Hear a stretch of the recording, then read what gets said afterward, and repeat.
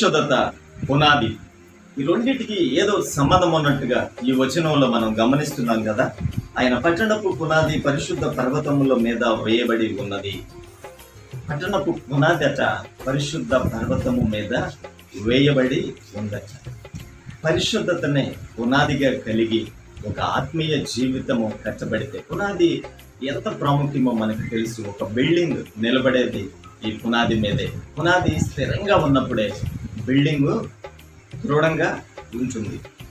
ఈ పునాది పరిశుద్ధతగా మనం తీసుకుంటే ఒక ఆత్మీయ జీవితము కట్టబడాలి అంటే పరిశుద్ధతనే పునాదిగా కలిగి పరిశుద్ధత మీద ఆధారపడి ఒక ఆత్మీయ జీవితము కట్టబడితే అది స్థిరపడుతుంది అని వచనాన్ని బట్టి గమనిస్తూ ఉన్నాం. నీ జీవితంలోనూ పరిశుద్ధతను పునాదిగా కలిగి నీ ఆత్మీయ జీవితాన్ని కట్టుకుంటే ప్రభువు ఇచ్చు ప్రతి ఆశీర్వాదాన్ని నువ్వు పొందుకోగలవు. ఈ పరిశుద్ధతను పునాదిగా కలిగి మన ఆత్మీయ జీవితంలో కట్టుకునే వారిగా మనం ఎందుకు ఉండకూడదు?